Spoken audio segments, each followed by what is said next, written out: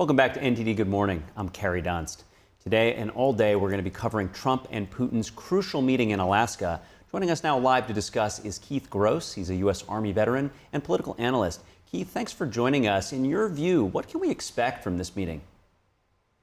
You know, if there's anyone we can trust to make a good deal for America, it's President Trump. We don't really know what to expect because the two sides have been at odds about many issues for a long time. You know, President Trump met with European leaders yesterday to establish red lines for this upcoming negotiation.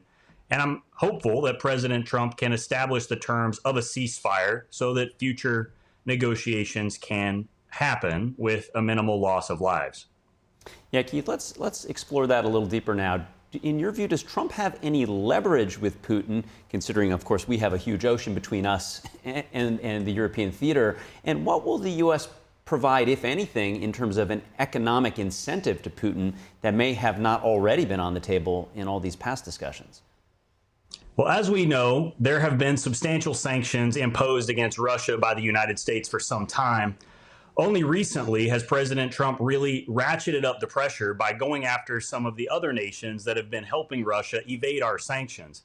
India, for example, has been buying a large amount of Russian oil, which mooted the point of the U.S. sanctions.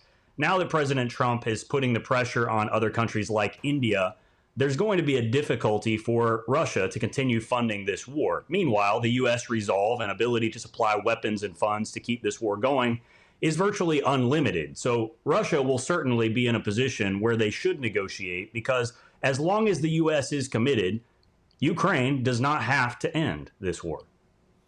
Yeah, that's right. And, Trump had expressed significant frustration with Putin in saying that he'd have a conversation with him, and then not even days later, literally hours later, he would target civilian sites with missiles, whereas Ukraine has been more of in a defensive posture. Does a ceasefire have to be established at this meeting for things to progress to the second meeting that Trump wants to have, where he brings Zelensky to the table? Not necessarily. I wouldn't say that the failure to find agreement for ceasefire here would doom the negotiation process. Certainly, it would be a great first step. It would indicate good faith on the Russian side. As you pointed out, there have been some doubts about that, with previous statements by Putin not leading to the follow-through as promised. So hopefully we will see a ceasefire here today, and then they can continue negotiating further. If we don't see a ceasefire here today, it's still very possible that they will continue negotiating whatever the terms of the settlement will ultimately be. Now, in terms of what the settlement might be, it appears like land is really front and center with, certain areas having strategic positions along the water. What are your expectations in terms of, what each side might have to give up, specifically when it relates to territory? Ukraine has made it clear that they do not believe they should cede any territory to Russia. I think we can all understand why they feel that way. It's not right for a sovereign nation to have to give up some of their territory to another. But going back to the beginning of time, this is how it works. One country conquers another, borders move. At the end of the day, Ukraine is going to have to acknowledge that they can't win this fight long term, particularly not if they don't have the ongoing support of the United States, Europe, and key allies. There's going to have to be a realistic negotiation on whether or not they are willing to move their current borders. Let's talk about security guarantees. Russia clearly invaded Ukraine unprompted. What led up to that could be an area for debate. But to conclude this war, it would seem like there needs to be some guarantee that Russia isn't going to make a deal and then 6 months later just do what they did to initiate this war. So what would appease Ukraine in entering into a deal that Russia won't continue to, go back on previously made deals? I think it's often said that there are no guarantees in love or war. That's certainly true here. Any security guarantee would have to be enforced by the might of the United States military, and I don't think that's something that should be on the table. The U.S. military should be used to protect and defend the United States, not other countries. There have been security guarantees made by the United States and others for Ukraine in the past.